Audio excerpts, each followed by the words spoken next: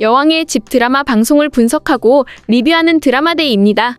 지금부터 이번 주 방송을 해석하고 다음 주 방송을 예상해 볼 텐데요. 이게 전부 다 무슨 일인가요? 하늘도 무심하시지. 왜 그 많고 많은 등장인물들 중 은호인가요? 은호가 도대체 무엇을 잘못했다고요? 은호를 데려가는 것은 아무리 생각해도 아니라고 보는데요. 많은 시청자분들이 지금 이게 무슨 상황인 거냐고 은호를 다시 살려서 데리고 오라고 하네요. 설마 다음 주 드라마에서 은호가 그대로 끝나게 된다면 정말 드라마를 못 보겠다면서 말입니다. 드라마를 이렇게 방영해도 되는 거냐고 말하는 상황인데요. 드디어 엄마를 만날 수 있어? 난 이제 엄마하고 함께 살 거야. 승우 삼촌이 나랑 엄마랑 함께 살아가게 해준다고 했어. 승우 삼촌이 오늘 엄마랑 만나면 앞으로 같이 지낼 수 있다고. 그 이상한 아줌마하고 같은 집에서 안 지내도 된다고. 강재인과 은호가 드디어 만나려고 하는 장면이었는데 강재인과 은호가 그렇게 행복한 모습으로 서로를 바라보고 있었는데 갑자기 나타난 트럭이네요. 정말 악행을 해도 이렇게까지 악행을 만들어야 했을까요? 그래도 지난 황금 가면 드라마에서는 아들이 끝까지 남아있었는데 왜 이번에는 이렇게 은호를 떠나게 만드는 건가요? 누나, 은호에 대해서 할 말이 있어. 은호 이야기인데 나한테 계획이 있는데 잠깐 나하고 이야기를 할 시간이 있을까? 우리 지금부터 연극을 해보는 게 어때? 며칠 전에 전화가 왔네요. 강재인에게 강승우가 정말 오래간만에 전화를 했는데요. 그동안 강승우는 많은 고민을 했습니다. 이 모든 상황이 어떻게 전개가 되는 건지, 고모는 왜 갑자기 자신의 옆에서 엄마처럼 행동하는 건지, 엄마 최자영을 찾아가 봤지만 엄마는 자신을 친자식이 아니라고 하고 고모는 앞으로 둘이 함께 집에서 지내자고 하고 그런데 회사에서 대표는 황기찬이 되었다고 하니까요. 누나, 은호에 대해서 중요한 이야기야. 지금 우리 상황을 봐봐. 내가 많이 생각을 해봤어. 그날은 정말 미안해. 황기찬이 대표가 되도록 만드는 게 아니었는데 누나도 지금 많이 힘들어한다는 것을 알아. 그래서 내게 계획이 있어. 은호를 누나 옆으로 데리고 오는 방법. 그 대신 누나가 확실하게 연극을 잘해야 해. 황기찬도 강세리도 모르게 누나가 연극을 해야 돼. 나는 옆에서 도와주겠지만 결국 누나가 감당해야 하는 거지. 이렇게 된다면 황기찬에게 확실하게 복수를 할 수 있을 거야. 사실 나도 황기찬 그렇게 좋게 생각하진 않아.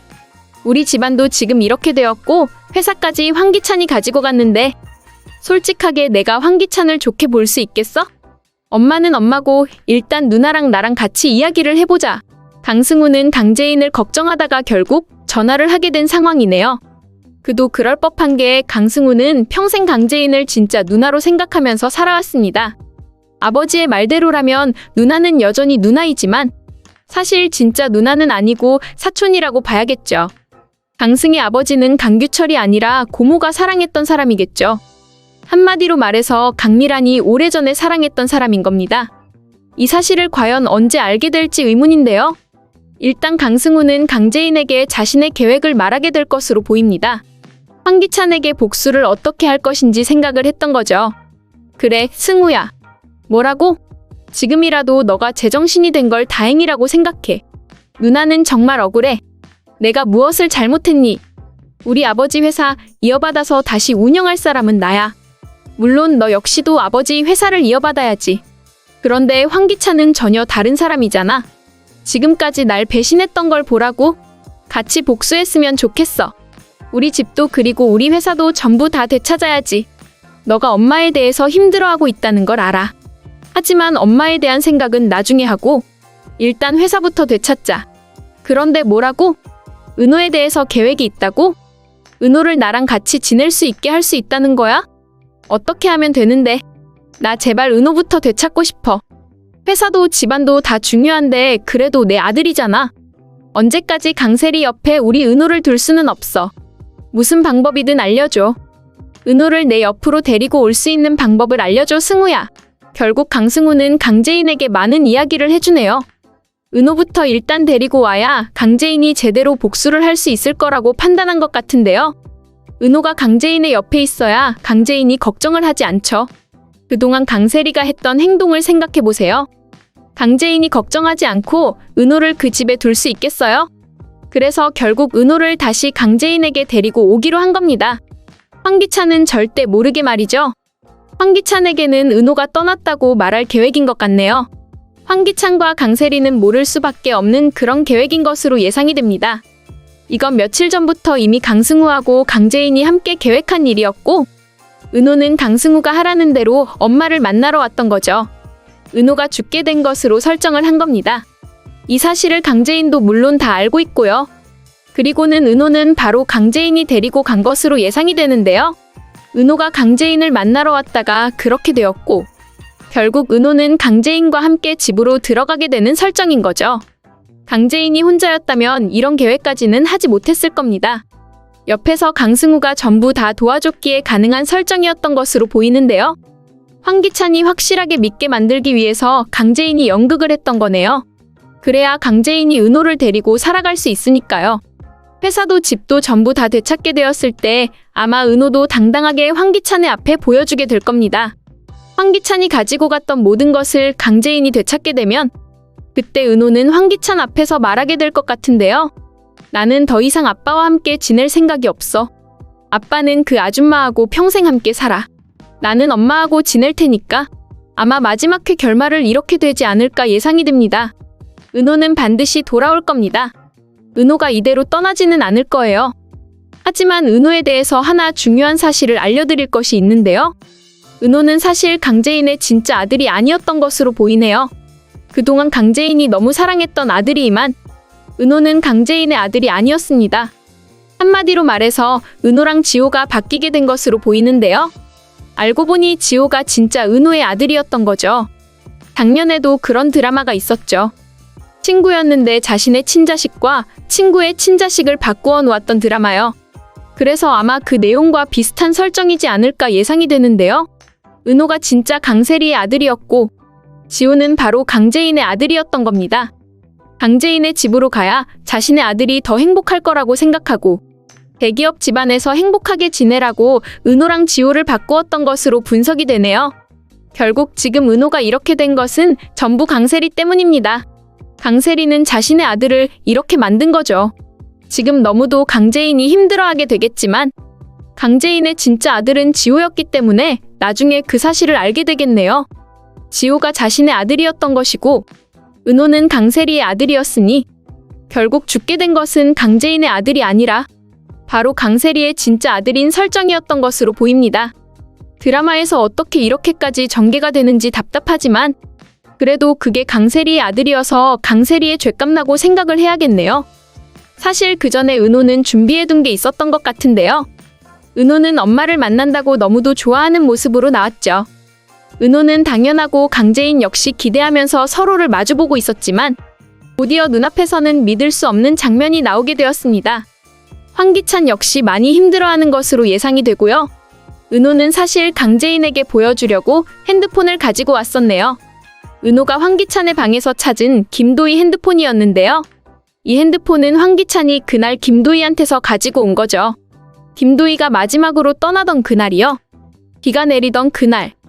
황기찬과 강세리는 멀찍이 차를 세워두고 조용히 김도희가 최자영에게 다가가는 모습을 지켜보고 있었습니다. 이미 긴장감으로 가득 찬 상황 속에서 그들은 예상하지 못한 장면과 맞닥뜨리게 되는데 바로 김도희가 갑자기 최자영의 차량 앞으로 넘어지는 순간이었습니다. 하늘은 잿빛으로 가라앉아 있었고 비는 쏟아지듯 내리고 있었으며 주변 도로에는 차량 한 대, 사람 하나 보이지 않는 적막함이 감돌고 있었습니다. 그런 상황에서 그 광경을 목격한 것은 오로지 황기찬과 강세리뿐이었죠. 이 장면을 보면서 저는 한편으로는 너무 무섭고 한편으로는 앞으로 일어날 일에 대한 걱정이 커져서 마음이 답답했습니다. 김도희가 강규철 회장 앞에서 모든 진실을 말하려는 결심을 굳힌 순간 이를 막으려던 그들에게는 전혀 예상하지 못한 일이었고 이 한 장면은 특히 황기찬에게 있어서 상황을 완전히 뒤집어버릴 결정적인 전환점이 되었습니다. 황기찬의 내면에서는 두려움과 함께 어딘가 모를 희망이 일어나고 있었습니다. 그에게는 지금 김도희만 없으면 되는 상황이었으니까요. 그 모든 상황을 해결하는 것이 힘들게 느껴졌던 탓인지 이 상황이 마치 그를 일으켜줄 유일한 방법처럼 다가왔던 것 같았습니다. 이때부터 저는 황기찬의 복잡한 심리가 더 깊이 느껴졌는데 그가 단순한 악역이 아니라 정말 대단한 악역이라는 생각이 들더군요. 그 순간 평소에는 감춰두었던 어두운 결심이 그의 마음 깊은 곳에서부터 나오기 시작했습니다. 이제는 더 이상 김도희를 그냥 두어서는 안 된다는 생각. 바로 김도희를 끝내야만 한다는 냉혹한 결이었죠. 그때부터 주변 공기는 극도의 긴장감으로 가득 찼습니다. 평소의 태도와는 달리 황기찬의 눈빛은 차갑고 냉정하게 변했으며 정말 어떻게 사람이 이렇게까지 악행을 만들 수 있을까 생각이 들었네요. 이 부분에서 저는 강세리나 황기찬이나 똑같다고 보였네요. 이런 사람이 실제로 내 주변에 있다면 얼마나 힘들어질까 하는 생각이 들었습니다. 최자영의 차가 급히 멈춰섰고 김도희는 앞으로 휘청이며 넘어졌지만 다행히도 차량에 직접 부딪히지는 않았습니다. 하지만 이 순간은 황기찬에게 기회처럼 보였을지 모릅니다. 도로에 쓰러진 김도희는 떨어뜨린 핸드폰을 주워 간신히 통화를 이어가려 했고 바로 그 순간 황기찬은 망설임 없이 그녀에게 운전해 갔습니다. 그 이후의 장면은 그 어떤 말로도 다 표현할 수 없었습니다. 이 장면은 제가 정말 견디기 힘들었어요. 드라마가 이렇게까지 어둡고 무거운 분위기로 흘러갈 줄은 상상하지 못했기에 그 무게감은 드라마를 보는 시청자들의 마음까지 힘들게 만들었습니다. 황기찬은 바로 강세리와 함께 차에서 내려 마치 살아있는지 확인하려는 듯 냉정하고 무심한 태도로 다가갔고 그 모습은 다행이라는 표정을 드러내고 있더라고요. 그런 황기찬을 보면서 김도희는 간절한 목소리로 말했습니다. 도와주세요. 라는 한마디는 희망이 끊어질 듯한 어서 집으로 가서 생일 파티를 해야 하는데 내 친자식이 기다리고 있는데 이럴 수는 없다는 모습이었죠. 그 순간 저도 모르게 눈물이 차오르는 걸 막을 수 없었습니다. 그녀가 얼마나 필사적으로 살고자 했는지 그리고 얼마나 두려웠을지를 생각하면 가슴이 아려왔습니다. 하지만 그 간절한 외침 앞에서 황기찬은 잠시 망설이는 듯 복잡한 표정을 지었으나 그의 눈빛에 잠깐 흔들림이 비쳤을 뿐 곧 강세리의 어이없는 말 한마디가 그의 마음을 다시 다잡았습니다. 제 정신이야? 지금 다 끝낼 셈이야? 그 한마디는 그를 현실로 끌어당기는 말이었고 결국 황기찬은 발걸음을 멈추고 마음을 가라앉혔습니다. 저는 이 장면에서 황기찬이 보여준 모습은 더 이상 용서할 수 없었네요. 악역으로 등장하는 황기찬이나 강세리나 둘 다 정말 안타깝게 느껴졌어요. 그리고 바로 그 순간 핸드폰에서 울려 퍼진 보람이의 목소리가 장면을 더욱 힘들게 만들었습니다. 엄마? 엄마 어디야? 들려? 보람이의 간절한 목소리였죠. 일어나지 못하는 김도희 옆에서 울리는 그 목소리를 들으니 정말 마음이 너무 안 좋았고 누구라도 참을 수 없는 상황이었습니다. 핸드폰은 계속 통화 상태였으며 보람이는 생일 파티를 준비해놓고 엄마가 돌아오기를 열심히 기다리며 그 통화를 이어가고 있었습니다. 황기찬은 그 목소리를 듣고 당황하며 급히 전화를 끊으려 했지만 마지막 남은 힘으로 김도희가 그의 손목을 붙잡으며 살겠다는 절박한 의지를 드러냈습니다. 그때 황기찬의 셔츠 소매에서 무엇인가가 바닥으로 떨어졌는데 그것은 평소 그가 즐겨 착용하던 커프스 버튼이었네요. 이 작은 물건은 이후 사건의 진실을 밝혀내는 결정적인 단서로 연결되었고 저는 그 순간을 보며 결국 너 자신이 이 이야기를 끝내는 열쇠가 될 것이다라고 생각했습니다. 때로는 정의가 이렇게 작고 우연처럼 보이는 순간에서부터 시작된다는 것을 새삼 깨닫게 해주었죠. 황기찬은 김도희의 핸드폰을 주워 통화를 종료했고 아마 황기찬은 이 모든 것을 지우려는 듯 통화 기록을 전부 다 지웠을 거라는 예상이 되네요. 그리고는 황기찬은 아무 일도 없었던 듯 집으로 돌아갔습니다. 집에 도착해 옷을 정리하던 강재인이 커프스가 하나 없어진 것을 발견하고 물었을 때 황기찬은 순간 당황하며 회의 중에 없어졌나 보다. 별거 아니니 신경 쓰지 마. 라고 얼버무렸습니다. 강재인이 더 확인하며 캐물었더라면 어땠을까 하는 아쉬움이 남지만 아마 앞으로도 강재인은 이날을 떠올리는 때가 있을 거라고 생각이 듭니다. 그리고 다음날 강승우는 억울하게 된 상황이고요. 이는 황기찬이 치밀하게 계획한 일로 자신의 악행을 모르게 하고 최자영에게 모든 책임을 전가하려는 계획이었습니다. 조작된 블랙박스 영상이 김도희의 집에 익명으로 배달되었고 영상 속에는 김도희가 최자영 차량 앞으로 쓰러지는 장면만 포함되어 있었습니다. 그 뒤 김도희가 다시 일어나는 장면은 고의로 편집되어 없었기에 최자영은 결국 깜빵으로 가고 말았습니다. 그리고 지금까지 최자영은 나오지 못하고 있으니 이대로 사건이 묻히고 말 줄 알았습니다. 하지만 예상치 못한 인물이 이 어둡고 복잡한 사건에 빛을 던졌습니다. 황기찬의 서랍에서 우연히 김도희의 핸드폰을 발견한 은호가 그것을 엄마인 강재인에게 가지고 가게 되면서 이야기는 새로운 전환점을 되겠네요. 일어나지 못하는 은호에게 강재인은 다가갔고 결국 이건 은호가 마지막에 들고 있던 핸드폰이었네요. 강재인은 핸드폰이 누구 것인지도 모른 채 김도윤에게 그것을 보여주었고 동생의 핸드폰을 접한 김도윤은 슬픔 속에서 진실을 밝히기 위해 알아보겠네요. 그리고 마침내 결정적인 증거가 드러났습니다. 바로 그날 보람이가 엄마에게 마지막으로 걸었던 전화 통화 녹음이 고스란히 남아있었던 것입니다. 그 자료에는 김도희가 목소리와 사건 당시 현장에 있었던 강세리의 목소리까지 명확하게 담겨 있었고 김도윤이 그 녹음 파일을 듣는 순간 정말 믿을 수 없었을 겁니다. 결국 진실은 감춰질 수 없었고 이제 황기찬은 숨을 곳을 잃었습니다. 이제부터는 진정한 복수극이 어떤 것인지 보여주게 될 것 같은데요. 지금까지 드라마데이의 여왕의 집 드라마에 대한 해석과 리뷰였습니다. 재밌게 보셨다면 좋아요, 댓글을 부탁드릴게요.